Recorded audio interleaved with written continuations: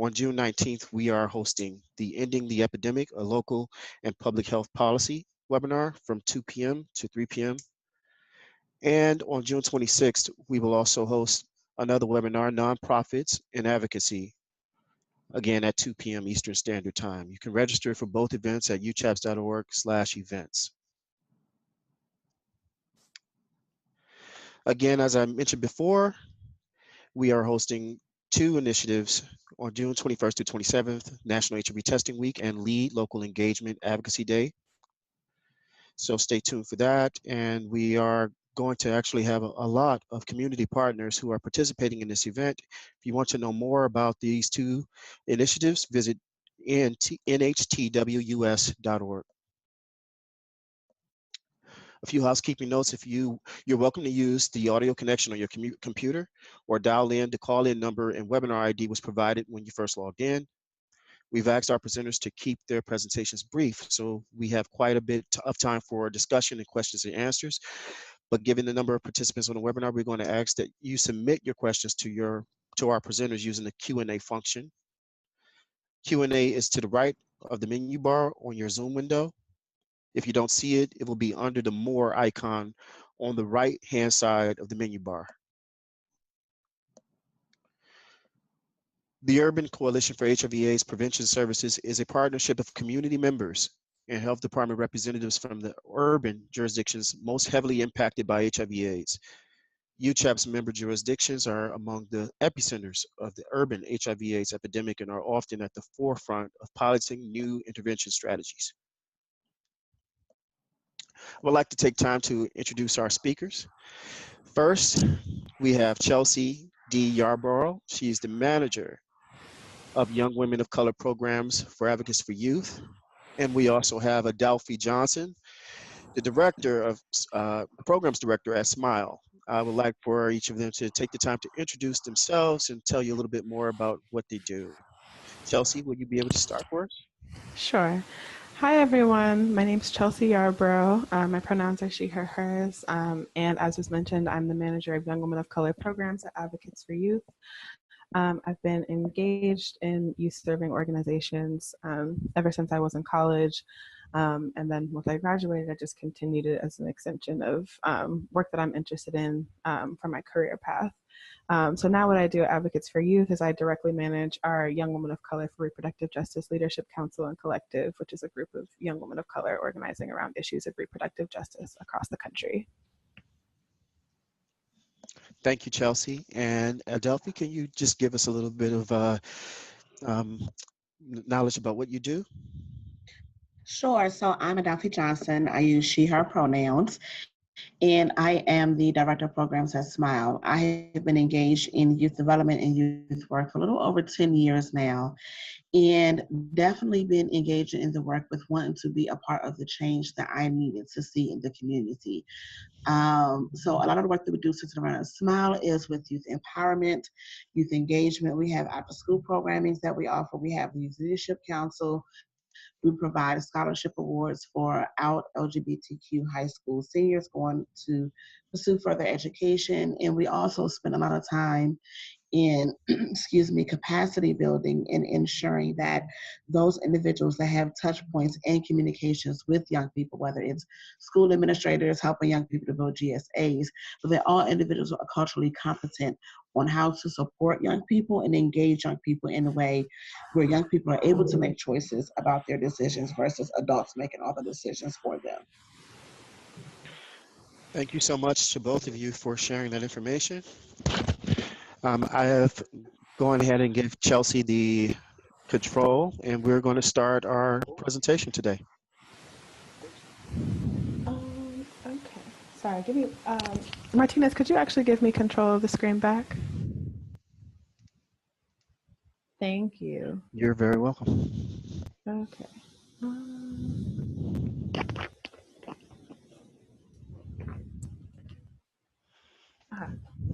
Sorry, too fast. So what I was hoping to talk about today was just share a little bit about the ways that we work with young people at Advocates for Youth. I think it's a really helpful model for folks We're looking to engage in deeper work with young people, but may not necessarily know exactly how to do it as an adult. And so the model that we use at Advocates for Youth is a youth-adult partnership model. That's a model where adults are working in full partnership with young people on the issues that they're facing or the issues that they're working on. And the key elements of this partnership are really, so you know how some people will ask youth to join councils or professional spaces, and it looks really nice, like you have young people, but they're not actually engaged in the work. They don't have a place in helping to shape or direct parts of the work. They're kind of just there as decoration. So what we do at Advocates for Youth is try to stay away from that. And we do that through intentionally building youth into the design, implementation, and execution of our programming. We empower them with decision-making influence within the programs and initiatives that we create. We keep a check on their capacity and like figure out what their growth edges are and provide capacity building and training to accommodate those. So for example, if someone comes in and they say, you know, I'm a really great organizer and I've organized a lot of campaigns, but I don't really know much about policy. Or I'm a really great policy person, but I'd like to learn more about facilitation, creating spaces for people to get that experiential learning opportunity so they can gain those skills. And then another important part of that is keeping their capacity in mind as well. I think a lot of people assume that young people have like boundless time and energy to do a lot of labor that is unpaid, but that's not necessarily true for a lot of young people. So keeping in mind what their capacity is, because just because they're young people doesn't mean that they don't have things going on in their own lives. So making sure that they're not overwhelmed or overburdened with the amount of work that we ask of them. And so I know I touched on this a little bit, but I just wanted to talk a little bit about, you know, what is youth empowerment and what ain't youth empowerment, because like I said, I think a lot of times organizations and service providers will invite youth to the table for a very specific purpose, but they have no power and they have no influence and they have no real way to move within the space. And that's not empowering. I think for those of us who exist on the margins of society, we all understand what it looks like or what it feels like to be invited to a space for a very specific purpose. And I don't think people often think about how they do that to young people. So keeping that in the back of your mind when you're working with young people and trying to figure out how can you give them influence and power within the things that you are organizing on their behalf. It's not speaking for young people. Something I really appreciate about working here is that our young people are able to tell us what works and what doesn't. And the process of receiving feedback in that way is very open. I think oftentimes there is an assumption that because we're older, right, we know better. And so oftentimes service providers, organizations don't really look for feedback from young people that isn't affirming that what we did was great. But we don't know everything, right? Sometimes we might do something that isn't going to work for our young people. Sometimes we might have a misstep. Sometimes the movement is moving in a way that we might not be caught up to speed on yet. And so letting youth speak for themselves, letting them develop their own voices, and letting them give open and honest feedback about what's working and what isn't is a really important part of this partnership as well. And it's not moving with the assumption that young people don't know enough. So a little bit in tandem with letting them speak for themselves, I often find that there's this assumption that young people just don't know anything. And so I often hear people in youth serving organizations, I mean, even in youth serving organizations, say things like, well, our young people just don't know this, or we don't know if they're even like talking about this. And the thing that always comes in the back of my mind is like, have you asked them? Have you asked them what they know? Have you asked them what they don't know? Have you asked them what they want to learn?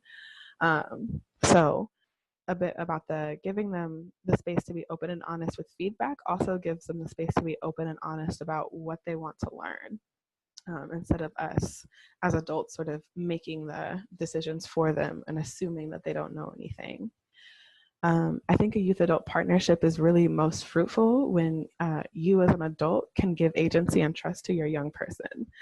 I know a lot of young people really are looking for spaces to step up into leadership, and for someone to say, I want to give you that chance, really makes a difference in a lot of people's lives. And I can say for myself, you know, until I had been invited into spaces by older folks who said, you know, I want to give you a chance at leadership.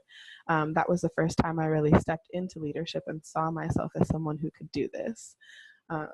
So definitely make sure you're giving people agency and space and trust, and trusting in that they will deliver what they say they will. Like I said a little bit before, be cognizant of their areas for growth and make sure that you are facilitating that growth. If you can't do that yourself, I think it's also really helpful for people to connect young people to other organizations, right? Because something else that I see, another phenomenon, is that some people will find a really great youth activist or a number of really great youth activists, and they sort of are very possessive. They're like, this is my young person. I don't want them to work with anyone else. But that really cuts them off from a breadth of experiences and cuts them off from knowledge that they could get from other places and other connections that they could make. So I make a habit of it. Like if I don't particularly know something, I tap my network and I see who does and who would be willing to sit down with my young people. And I know that also is very impactful as well. And then again, just want to hit on this part of uplifting and intentionally building youth into the design, implementation, and execution of what you're working on is really important. Young people are really, really good at detecting like false narrative or false motives. So they can tell if you're really not trying to like give them the space that they need, or they can tell if you're trying to gatekeep the space.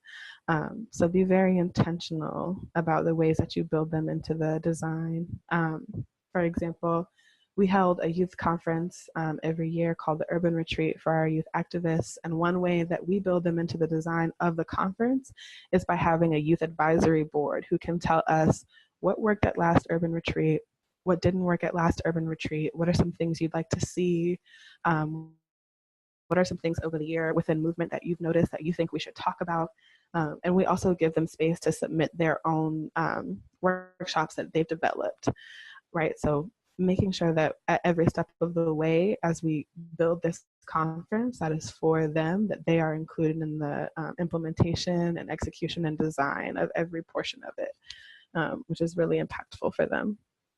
And then I just wanted to share a little bit very quickly about some concrete examples of the way that I do youth adult partnerships in my job. So like I said, I'm the manager for the Young Women of Color for Reproductive Justice Leadership Council. It's a council of about 15 young women based across the United States, organizing through a reproductive justice framework around issues that are impacting their lives and their communities. And we are currently in the process of developing our campaign called The Future's Young Women of Color. They are designing everything. They are doing the policy agenda, the Young Women of Color policy agenda that we're developing. They are leading the actions. They are even going to start working on the social media presence and producing media pieces. And in that role, I'm there just to facilitate and guide and ensure that those things happen, right? So through doing my own trainings, through doing my own skill developing work with them, connecting them to other adults in the movement who are well versed in the subject matters that they want to get involved in. And then by making sure that like I'm building in, like I said, intentional spaces for them to design parts of the program. I don't think I've ever worked on a program where young people who participate in it are the ones who are guiding the voice of organizational materials. And I know that adds a different level of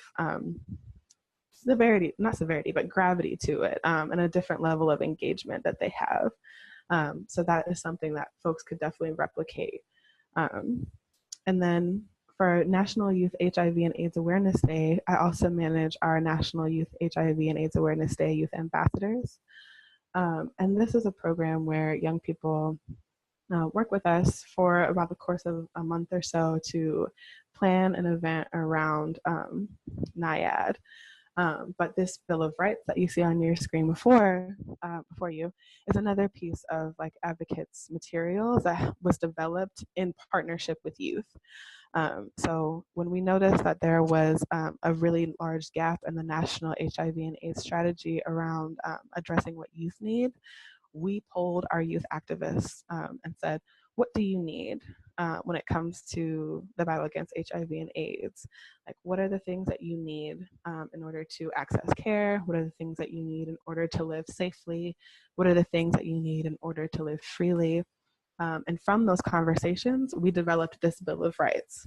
So this Bill of Rights is not only a tool for young people to talk directly to service providers and organizations and adults about what gaps they're seeing in the national and local HIV and AIDS strategies, but also it's a tool that organizations can use to measure their own growth edges and to really see how they are actually supporting youth. Like, do your programs address these things in a concrete way? So I really like this tool a lot because I think a lot of people get a lot out of it. It's youth sourced and it works in both ways. Young people can use it as an organizing tool, and service providers can use it to check their own capacity and their own understanding around youth in the movement against HIV and AIDS.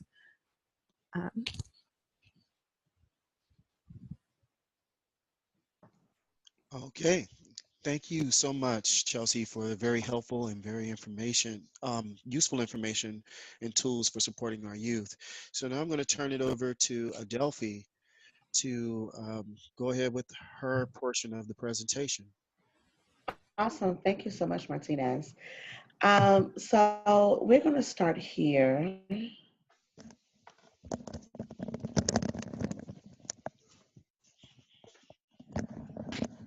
Okay, here we go.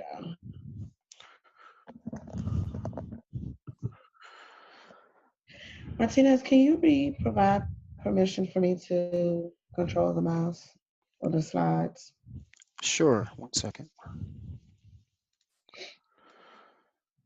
And you should have access now.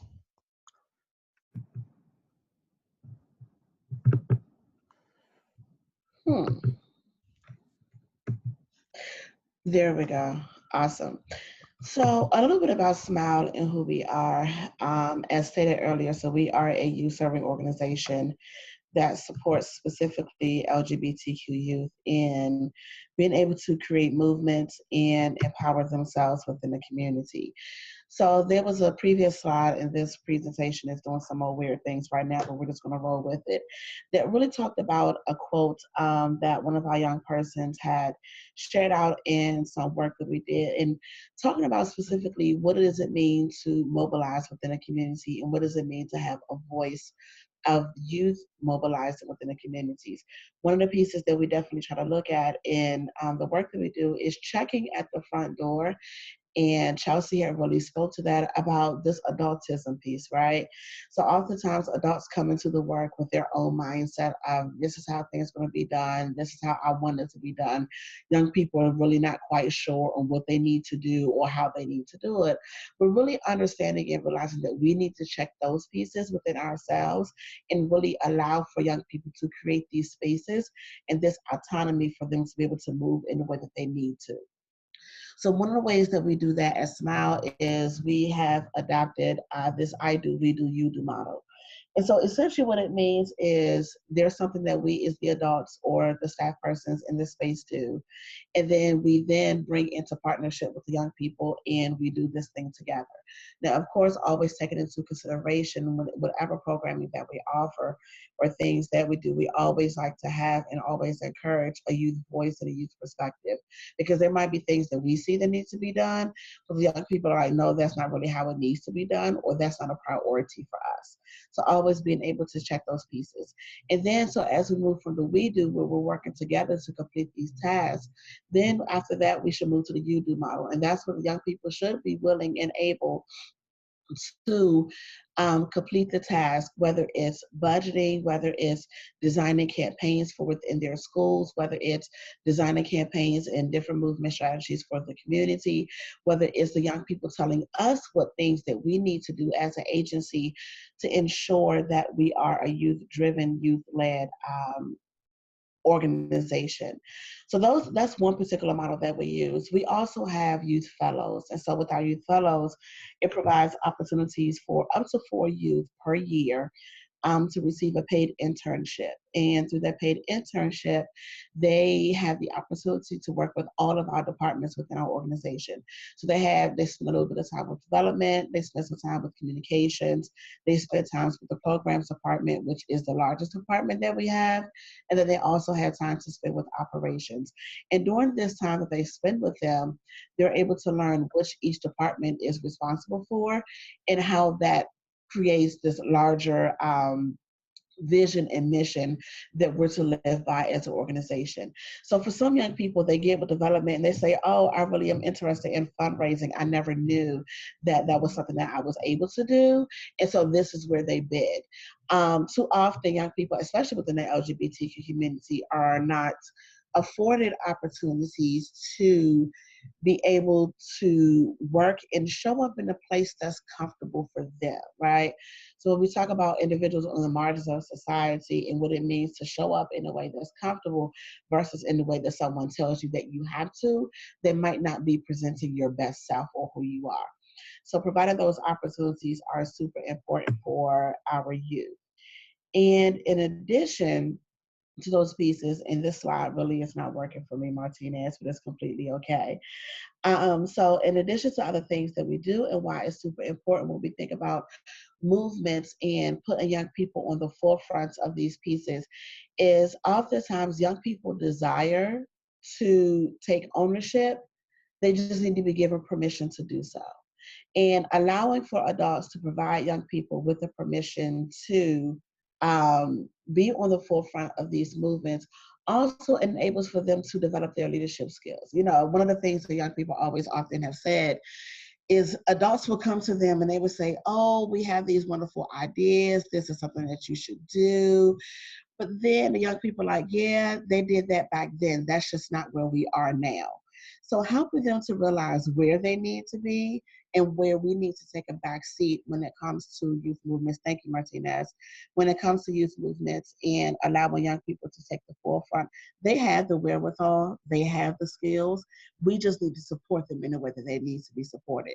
So what that looks like when we talk about support in action, provide opportunities for young people to try on different shoes.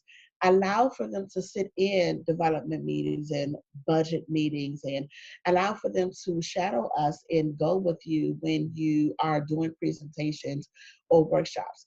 Also, allow for them to be included in the decisions that are made. Don't make the decisions and then say after the fact, then we're going to find out from young people what they want. Allow them to be in the beginning of the decision-making process because that always can help in how things are perceived. And a prime example of that, so SMYAL every year, one of our largest fundraisers is our fall brunch. And, you know, the fall brunch is an opportunity where we have about 600-700 people that come together. They hear about the different programs and the things that we've done over the course of the year, and it provides them an opportunity to make donations to help further advance the programming. So that's super wonderful, and that's great. In that same token, we were like, oh, well, it would be really great for young people to come to experience this fall brunch. But we didn't ask them beforehand if they wanted to come. So, you know, we created this menu. The young people are like, what is this? We don't like this type of food. We want something simple. We need chicken tenders, French fries, pizza, and soda. All this stuff that we can't pronounce, we don't want that. And so it took for us having to realize even in that moment, while the intentions were good and we really had the best intentions in mind in how we wanted to invite the young people, we needed to bring them in on the conversations at the very beginning. What would you all like to eat? Do you all even want to come to this brunch? Or do we need to have a different type of brunch for young people? So when we talk about ensuring that we keep them in decisions that are made, we need to make sure we keep them in the decisions that are made at the very beginning. And also ensuring that all staff, whether it's direct staff or indirect staff, are culturally competent in working with young people, knowing what things to say to young people, what things not to say to youth, knowing what things, we always try to look at things from a very strength-based approach. So not capitalizing or not paying too much attention to the things that are challenging for young people, but from a strength-based approach and being able to capitalize on what things they do really well and figuring out how to support them in the challenging areas. And then always remaining flexible and informed. Being informed about language that young people use, being informed about places that young people go, being informed about things that young people want to do is super impactful. When we were looking at our social media strategies and just looking at the followers and things that we had on social media and our piece of engagement, we had to bring the young people in on the conversations. And the first thing that we asked them was, as a young person, where do you all engage on social media? And their response was, we don't do Facebook. And we asked, of course, why? And their response is because our parents and our aunties and our uncles and, all those other people that are much older than us are on Facebook. So they prefer Snapchat and Instagram that are more socially driven by young people. So, which means that we had to limit our target audience on those particular avenues to ensure that we were reaching the populations that the young people needed to reach. And when in doubt, ask questions. If there's something that comes up from young people or something that you've heard in the community that you don't know, young people love when we're able to ask them questions, because what that does is, one, it validates their experience and it validates their existence. And that tells them that this is a give and a take relationship. And as much as they're able to learn from us, we also are able to learn from them. So when in doubt, always ask questions. And we spoke about checking adultism and what that looks like in real life time. And then always identifying causes that are important to you. And those are the pieces that I cannot stress enough. Just in the work that you do with young people, ensuring that those pieces that you do are important to them. Because if it's not important to them, you're not going to be able to get the buy-in of young people to be a part of the process and to be a part of the movement. And that is all that I have. Thank you so much, Adalphie, for that very helpful information. Those are great examples of how to make sure our youth are involved and identify what's important to them. And at this time, I can open it up to question and answers, and we'll see exactly if we have any questions. I'm looking in the inbox, and I don't see any questions for us today. If you have questions for either one of our speakers, for Chelsea or for Adalphie, please feel free to enter your questions and we will answer them.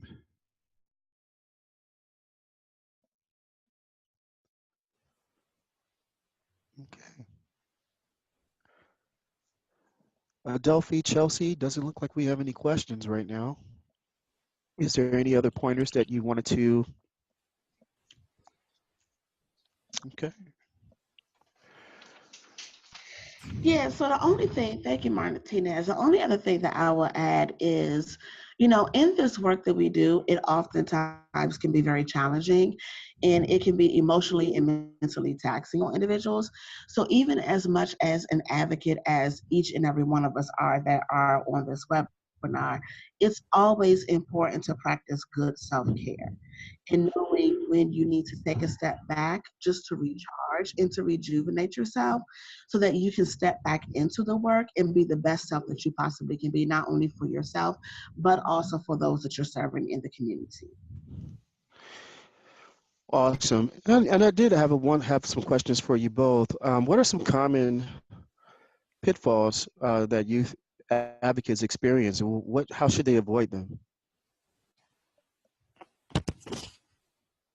I'm sorry, would you mind repeating the question again? I think I understood, but Some common challenges that youth advocates may face while they're trying to, become influential and do the great work that they do. What are some common barriers or challenges that they have outside of what you may have already mentioned?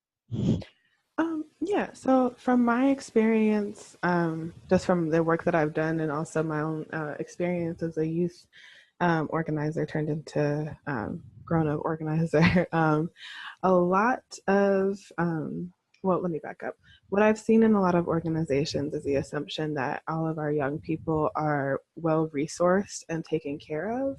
So going back to a little bit about the stuff around capacity, I think because people have that assumption of young people, especially young people in college, it's really easy to assume that like they'll work for free, or they'll do tons of free unpaid labor for you, or you know, you can sort of like get more out of them than they would be willing to give. That's really not true. And I want us to really disrupt that narrative that everyone who goes to college is well resourced, because the way that I started organizing was that people paid me to do it.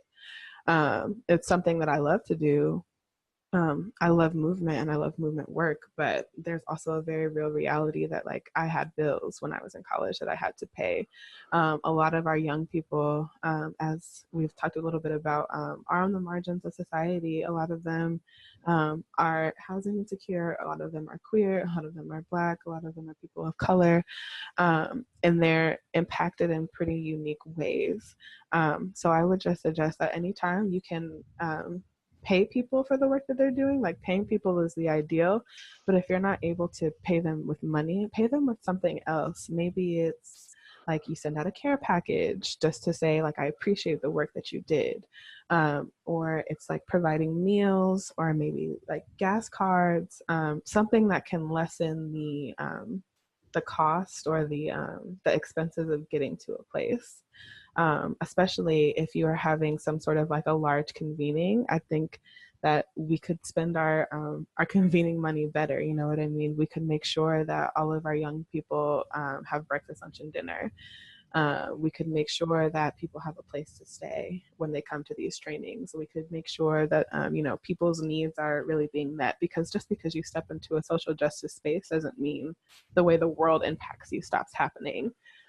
So figuring out how to use your funding in the best way possible to support your youth, and like Adalphie was saying, like showing up into the space fully as themselves and not who someone has told them that they should be, is something I would suggest. I think those are excellent examples. Were you going to add to that, Adalphie? Yeah, sure. And so that was very good, Chelsea. Thank you for sharing that. And so one of the other pieces that I will add is helping to rewrite the narrative of what an activist looks like. Oftentimes when we think about activism, or even when activism is spoke about, you know, there's always this picture in folks' minds of, you know, folks standing outside with picket signs or just with banners. You know, folks are marching down to the Capitol, folks are marching down to all these other places, and helping young people to know that activism looks different for many different persons, right? So for one person, activism might be behind the computer screen, and it might be some work they do with social media. For another person, activism might mean they can go ensure that there are cold bottles of water available for those that are going outside. Activism might mean that, you know, someone is able to donate markers and pencils, or, you know, poster boards, so that folks can help create these pieces. And I think that's something that often is missed, and young people don't realize that even in those things that are not seen, but it helps to bring about the movements, is activism. So helping to rewrite that narrative, I think, is one of the pieces that really has to be breaking down. That's a barrier that most young people don't realize they're activists, because they think that activism means that you have to be outside, or you have to be on the news or something of that sort. Sounds great. And again, thank you for those very good examples. And for supporting our youth, I have a couple of more questions that were from our audience. What are issues? What issues are youth most passionate about? Mm. So for my young people, something that they have expressed to me that they're really passionate about is this idea around healing justice and what it actually looks like in practice. I think a lot of people are starting to talk about it more, especially when we talk about self-care, but we don't really have a concept of what it looks like in a justice-centered perspective. As well as, I mean, all of my stuff is really focused around reproductive justice, but working on healing justice, justice for folks who are menstruating, and access to pads and tampons and other products like that, as well as making sure that folks can access not only abortion, but like safe birth control, because that's a really huge problem that's been used against women of color, specifically using birth control to sterilize us. But I would say you should definitely ask your young people what they're interested in, so you can get the best stuff that they want to work on, because I can't speak for your young people. Thank you. I have a question from Johnny Mora to both of you, Chelsea and Adalphie. What do you recommend to break the ice when youth don't want to interact? So I would say the first piece is oftentimes folks don't want to acknowledge that there are differences in the room. So on one end, folks don't want to acknowledge that there are differences in the room, but then on the other end, folks don't know that there are commonalities between each other. And so for us, when we normally bring groups of individuals together that necessarily have not been together before, we always do it over a fun activity outside of the space. So whether that is outside doing something, whether that is breaking bread or breaking the ice over food, and then being able to talk about just generalized experiences, right? So one of the pieces that young people that we've worked with always struggle with is like this trust factor, and knowing if I tell you my business, will you judge me afterward? Will you still hold me in high regard after I've shared with you like very intimate details about my personal life? And so helping young people, even in those spaces, to recognize that there are differences, but then also even in the differences, helping them to realize where the commonalities are.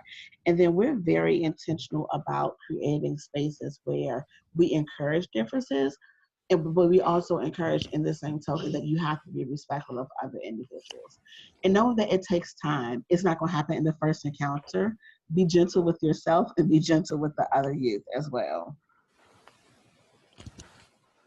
Excellent. So we have a few more questions, but in the meantime, I definitely wanted to take a minute to also let you know that we have our post-webinar conversation. It's called the After Party, and the conversation will be extended for another half an hour with our guest speaker, Jonathan Like. So please tune in to us on Facebook Live, on our UCHAPS Facebook page for the extended conversation for this. So with that being said, I'm going to go through a couple of more questions, Chelsea and Adalphie. Who are the youth influencers? Mm.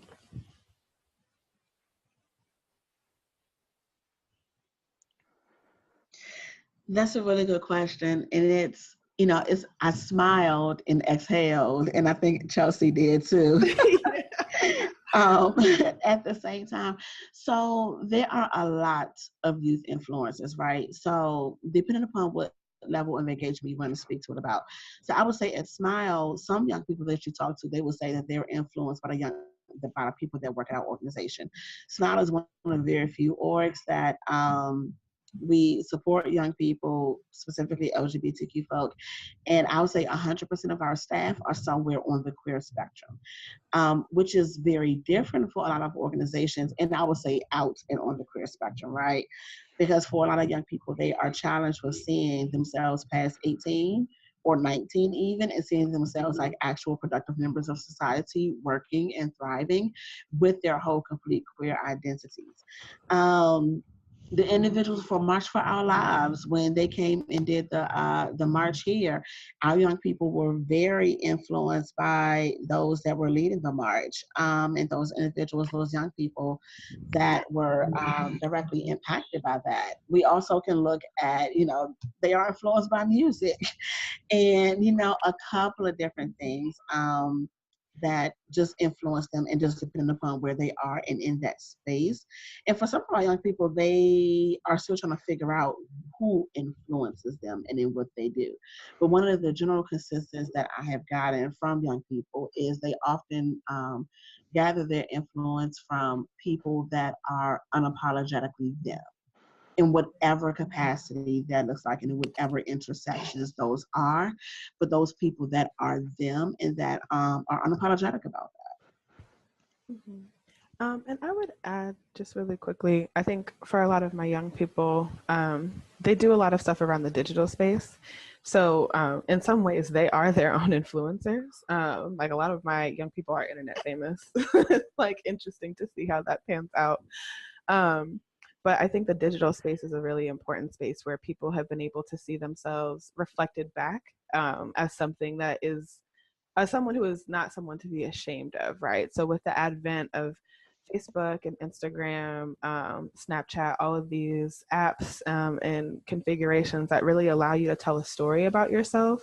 A lot of people over the past 5 years, right, have created these really dynamic storytelling campaigns and these platforms, right, where young people can see themselves reflected back in a light that is positive, in a light that actually reflects who they are. So some young influencers that I really like are Hate Copy. She is a South Indian artist on Instagram who makes South Indian feminist art through traditional sort of like Bollywood tropes. I also really like Latina Rebels. She created a Facebook page, but it functions as like a news site. It functions as a cultural space, and like really speaks more specifically to like the Latinx voice around issues and around movement. And then I also really enjoy, I'll plug Sadie, who is one of my young people from my last council. But Sadie Hernandez, who was on my council last year, did the sit-ins at the Texas Capitol around the same time that Wendy Davis was advocating around the abortion rights bills that were coming down. And Sadie got a lot of social media push from that because people shared what she was doing, and then using her own social media presence, she was able to then tell her story of self, of like why this was important to her, and also use her Instagram and her social media presence to organize her peers to come out and join her. So those are just a couple of things. Yeah, that is very, very cool. And I just wanted to also add that, you know, this month in June is National HIV Testing Week. And with that being said, how do you both think we could support youth with HIV prevention efforts? So I think there are a couple of ways that we definitely can support youth with HIV prevention efforts. So one is to definitely approach it from a sex positive perspective and a sex positive approach. I think that is very key and important in helping young people to realize that they are able to take ownership over their bodies and their choices. Recently, the FDA has approved PrEP for individuals under the age of 18. And so being able to be fully aware of